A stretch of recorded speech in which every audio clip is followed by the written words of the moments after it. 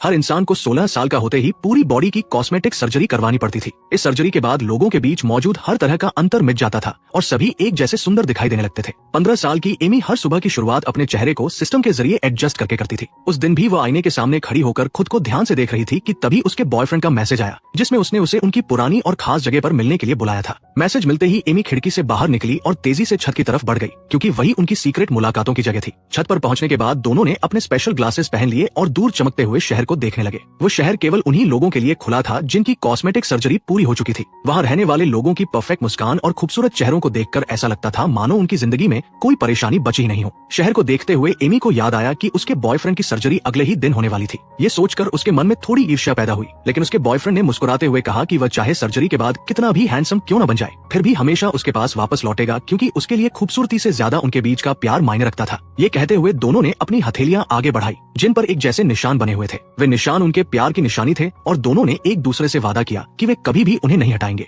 उसी दौरान शहर में कॉस्मेटिक सर्जरी से जुड़ी एक बड़ी कॉन्फ्रेंस आयोजित की गई थी, जहां इस पूरी तकनीक के आविष्कारक डॉक्टर वाइट लोगों को इसके फायदे समझा रहे थे। उनका कहना था कि ये सर्जरी इंसानों को रूपरंग के आधार पर होने वाले भेदभाव और नफरत से मुक्त कर सकती है तथा समाज को अधिक समान और बेहतर बना सकती है। उनके भाषण के खत्म होते ही हॉल तालियों की गड़गड़ाहट से गूंज उठा और अगले दिन सर्जरी करवाने वाले सभी किशोर ऑपरेशन रूम में भेज दिए गए। ये प्रक्रिया लगभग 1 महीने तक चलती थी और इसी दौरान एमी खुद को बेहद अकेला महसूस करने लगी। उसके पास समय तो बहुत था, लेकिन उसका सबसे करीबी दोस्त अब उसके साथ नहीं था। इसी बीच कहानी हमें अतीत की तरफ ले जाती है, जब इंसानों ने जीवाश्म ईंधनों का इतना अधिक इस्तेमाल किया था कि पृथ्वी लगभग नष्ट होने की कगार पर पहुंच गई थी। प्रदूषण ने पूरी दुनिया को अपनी चपेट में ले लिया था और मानव जाति के अस्तित्व पर खतरा मंडराने लगा था। ऐसे समय में डॉक्टर वाइट ने एक विशेष पौधे का आविष्कार किया, जो न केवल ऑक्सीजन पैदा करता था बल्कि पूरे शहर को ऊर्जा भी प्रदान करता था। इसी खोज ने मानवता को विनाश से बचाया और डॉक्टर वाइट को दुनिया का सबसे सम्मानित व्यक्ति बना दिया। दूसरी तरफ एमी को रोजाना बॉडी स्कैन। आप सभी को वीडियो अच्छा लगे तो लाइक, कमेंट एंड शेयर करें और ऐसे ही न्यू वीडियो देखने के लिए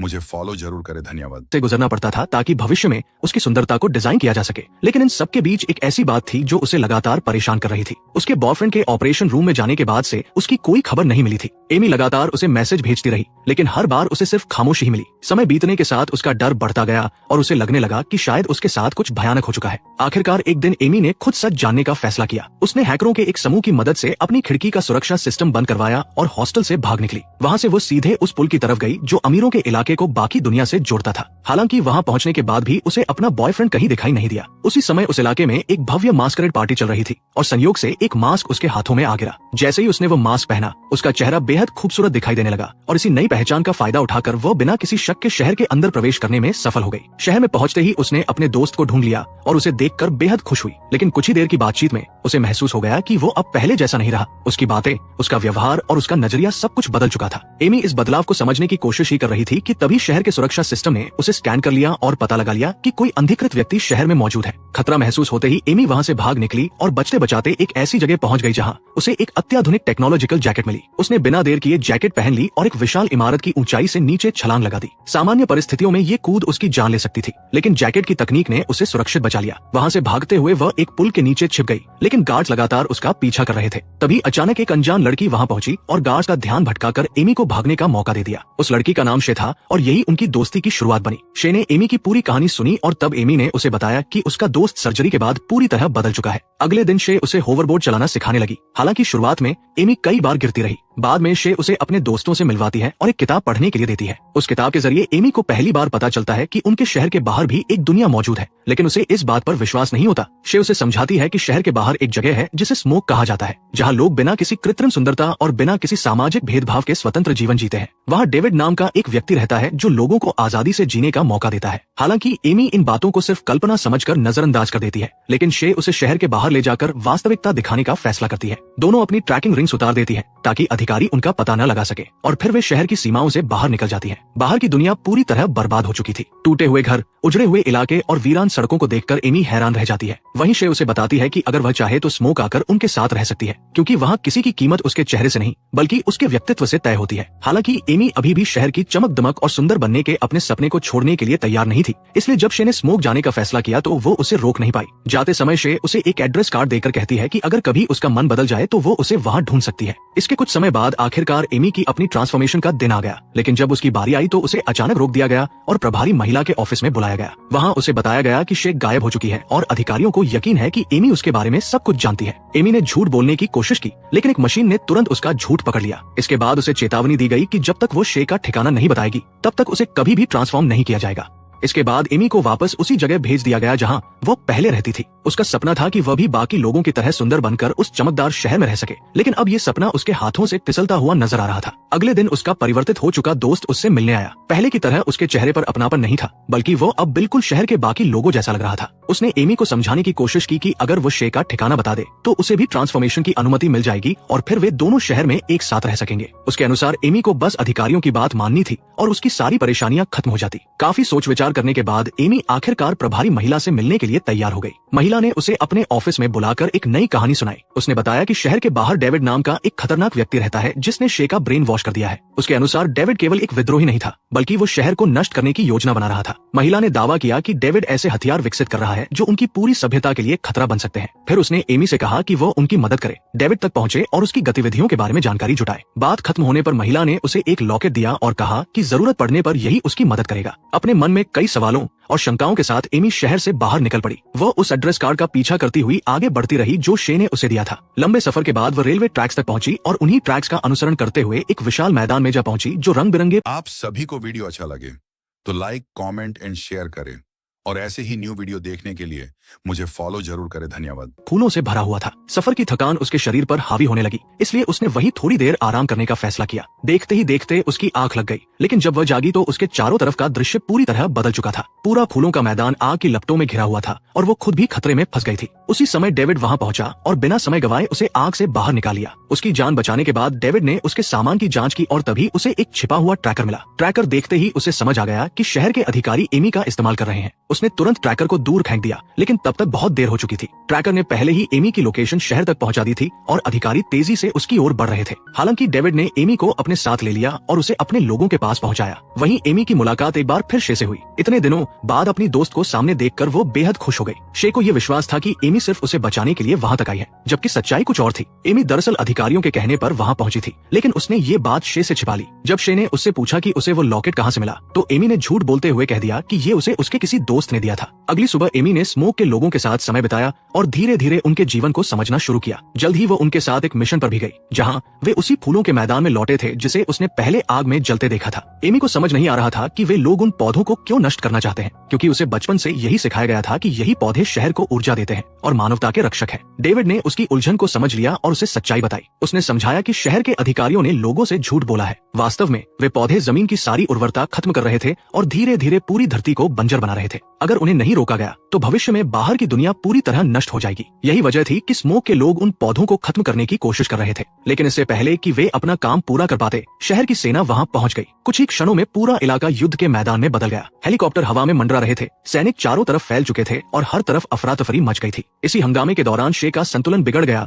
और वो हेलीकॉप्टर से नीचे गिर पड़ी। शे को गिरता देखकर एमी ने एक पल के लिए भी नहीं सोचा। अपनी जान की परवाह किए बिना वह भी हेलीकॉप्टर से छलांग लगा देती है। नीचे पहुंचकर वो शे को बचाने में सफल हो जाती है, लेकिन उसी समय एक सैनिक लगभग उन्हें पकड़ लेता है। सौभाग्य से दोनों किसी तरह वापस हेलीकॉप्टर तक पहुंच जाती है और वहां से बच निकलती है। इस घटना ने स्मोक के लोगों की सोच पूरी तरह बदल दी। शुरुआत में उन्हें लगता था कि एमी अधिकारियों की जासूस है और उसी की वजह से दुश्मन उनकी लोकेशन तक पहुंचा है, लेकिन जब उन्होंने देखा कि एमी ने शे को बचाने के लिए अपनी जान जोखिम में डाल दी तो उनका संदेह धीरे धीरे खत्म होने लगा। आखिरकार उन्होंने उसे अपने समुदाय का हिस्सा मान लिया और पूरी तरह उस पर भरोसा करने लगे। इसके बाद एमी पहली बार स्मोक की असली दुनिया में पहुंची। वहाँ न तो ऊंची ऊंची चमकदार इमारतें थी और न ही लोगों को सुंदर बनाने वाली मशीनें। फिर भी वहाँ के लोग खुश थे। वे स्वतंत्र थे, अपने फैसले खुद लेते थे और किसी को उसके चेहरे या बाहरी रूप के आधार पर नहीं परखते थे। हर व्यक्ति अपनी मेहनत से भोजन जुटाता था और बाकी लोगों के साथ मिलजुल कर जीवन बिताता था। दिन बीतते गए और एमी खुद को इस नई दुनिया का हिस्सा महसूस करने लगी। जितना अधिक समय वो स्मोक में बिताती, उतना ही उसे एहसास होता कि शायद सुंदरता ही खुशी का एकमात्र रास्ता नहीं है। हालांकि उसके मन के अंदर अभी भी एक संघर्ष चल रहा था।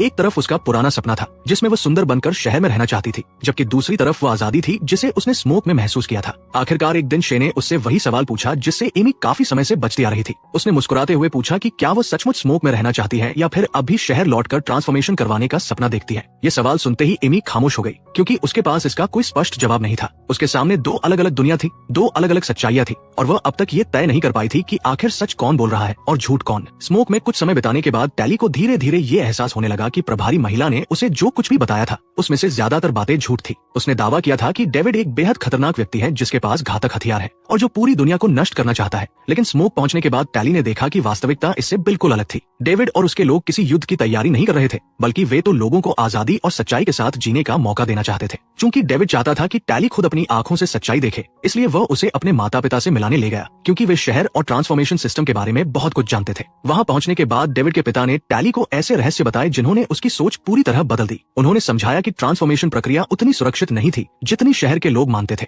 वास्तव में इस प्रक्रिया के दौरान बहुत से लोगों की मौत हो चुकी थी और जो लोग जीवित बच जाते थे वे भी पहले जैसे नहीं रहते थे। उनके अनुसार ट्रांसफॉर्मेशन के बाद लोगों की भावनाएं, उनकी असली सोच और उनका व्यक्तित्व धीरे धीरे खत्म हो जाता था। बाहर से वे खुश दिखाई देते थे, लेकिन उनकी खुशी वास्तविक नहीं बल्कि एक कृत्रिम भ्रम होती थी। ये सुनकर टैली हैरान रह गई, क्योंकि उसने कभी कल्पना भी नहीं की थी कि सुंदरता की कीमत इतनी भयावह हो सकती है। इसके बाद डेविड के पिता ने अपनी कहानी भी सुनाई। उन्होंने बताया कि जब उन्हें एहसास हुआ कि प्रभारी महिला और शहर के अधिकारी लोगों के साथ कुछ गलत कर रहे हैं, तब उन्होंने अपने परिवार के साथ शहर छोड़ दिया और स्मोक आकर बस गए। इतना ही नहीं, वे पिछले कई वर्षों से अपनी प्रयोगशाला में एक विशेष सीरम पर काम कर रहे थे। उनका मानना था कि इस सीरम की मदद से ट्रांसफॉर्म हो चुके लोगों को फिर से सामान्य बनाया जा सकता है और उनकी खोई हुई भावनाएं तथा असली व्यक्तित्व वापस लाए जा सकते हैं। हालांकि उनकी रिसर्च अभी अधूरी थी। उन्होंने टैली को बताया कि प्रभारी महिला की प्रयोगशाला। आप सभी को वीडियो अच्छा लगे तो लाइक, कमेंट एंड शेयर करें और ऐसे ही न्यू वीडियो देखने के लिए मुझे फॉलो जरूर करें। धन्यवाद। में एक विशेष नैनो सीरम मौजूद है। अगर वे उस सीरम को हासिल कर ले तो वे अपनी दवा पूरी कर सकते हैं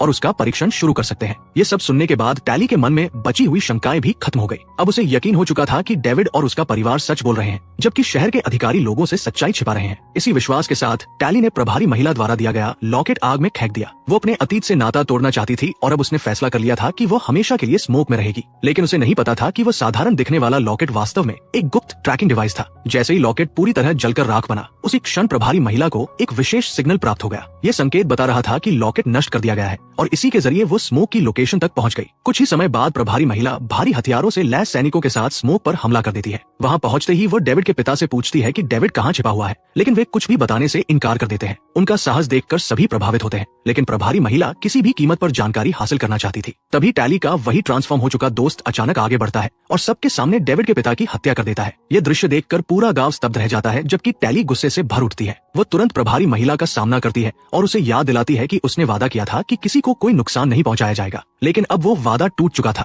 इसी दौरान स्मोक के लोगों को एक और भयानक सच्चाई पता चलती है। उन्हें एहसास हो जाता है कि टैली शुरू से ही प्रभारी महिला के संपर्क में थी और अनजाने में उसी की वजह से दुश्मन उनकी छिपी हुई बस्ती तक पहुंच पाया। ये जानकर सभी लोग खुद को धोखा खाया हुआ महसूस करते हैं। इसके बाद प्रभारी महिला अपने सैनिकों को आदेश देती है और पूरे गांव के लोगों को बंदी बना लिया जाता है। हर तरफ अफरा तफरी मच जाती है। इसी अराजकता के बीच टैली एक बड़ा विस्फोट कर देती है, जिससे कुछ समय के लिए सैनिकों का ध्यान भटक जाता है। इस मौके का फायदा उठाकर डेविड वहां से बच निकलने में सफल हो जाता है, लेकिन उसके लगभग सभी साथी पकड़े जाते हैं और उन्हें शहर ले जाया जाता है। जब टैली आखिरकार डेविड तक पहुंचती है तो वह उससे बेहद नाराज होता है। उसके लिए ये स्वीकार करना मुश्किल था कि टैली की वजह से स्मोक बर्बाद हो गया। हालांकि टैली उसे समझाने की कोशिश करती है कि उसने जानबूझकर ऐसा कुछ नहीं किया। वह कहती है कि जब वो स्मोक पहुंची थी तब उसका इरादा अलग था, लेकिन अब उसने सचमुच स्मोक को अपना घर मान लिया है। वह डेविड से वादा करती है कि वह उसके लोगों को बचाने में उसकी पूरी मदद करेगी। आखिरकार दोनों मिलकर शहर में घुसने की योजना बनाते हैं। चूंकि टैली पहले भी वहां जा चुकी थी, इसलिए उसे शहर के रास्तों और सुरक्षा व्यवस्था की अच्छी जानकारी थी। इसी कारण वह और डेविड गुप्त रूप से शहर के अंदर प्रवेश करने में सफल हो जाते हैं। अंदर पहुंचकर वे बंदी बनाए गए लोगों को आजाद करवाते हैं और उन्हें सुरक्षित बाहर निकालने लगते हैं। सब कुछ योजना के अनुसार चल रहा था,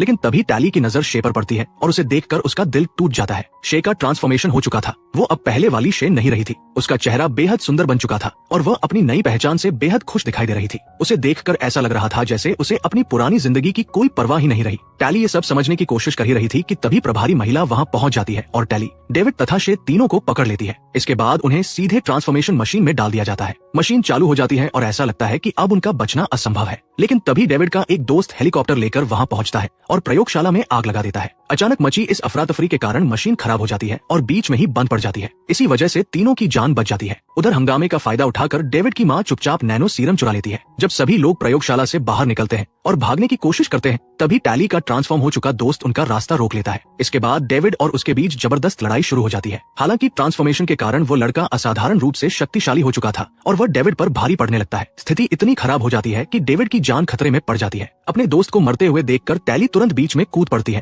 और अपने ट्रांसफॉर्म हो चुके दोस्त को जोर से धक्का दे देती है। धक्का लगते ही उसका संतुलन बिगड़ जाता है और वह नीचे मौजूद एक गहरी खाई में गिर जाता है। इस बार वह बच नहीं पाता और उसकी मौत हो जाती है। अब आखिरकार सभी लोगों को वहाँ से निकलने का मौका मिल जाता है। वे शहर से दूर सुरक्षित स्थान पर पहुँचते हैं, जहाँ डेविड की माँ सबको एक उम्मीद भरी खबर देती है। वह बताती है कि उसके पास अब दोनों जरूरी सीरम मौजूद है और उनकी मदद से इलाज तैयार किया जा सकता है। लेकिन एक समस्या अभी भी बाकी थी। किसी न किसी को उस दवा का परीक्षण करना पड़ता। टैली सुझाव देती है कि प्रयोग शे पर किया जाना चाहिए, लेकिन शे इस बात से साफ इनकार कर देती है। वह कहती है कि अब वो सुंदर बन चुकी है और हमेशा ऐसी ही रहना चाहती है। उसकी नजर में पुराने रूप में वापस लौटने का कोई कारण नहीं था। तब टैली एक साहसी फैसला लेती है। वह कहती है कि वो खुद इस प्रयोग का हिस्सा बनेगी। उसकी योजना थी कि पहले वो ट्रांसफॉर्मेशन से गुजरेगी और उसके बाद खुद पर इलाज का परीक्षण करवाएगी। अगर वह सफलतापूर्वक फिर से सामान्य बन गई तो इसका मतलब होगा कि दुनिया के बाकी सभी लोगों को भी ठीक किया जा सकता है। लेकिन किस्मत ने उसके लिए एक और परीक्षा तैयार कर रखी थी। कुछ समय बाद प्रभारी महिला एक बार फिर उसे पकड़ लेती है और इस बार उसे जबरदस्ती ट्रांसफॉर्मेशन प्रक्रिया से गुजरने पर मजबूर कर देती है। आखिरकार वह प्रक्रिया पूरी हो जाती है और टैली भी बाकी लोगों की तरह एक खूबसूरत लड़की में बदल जाती है।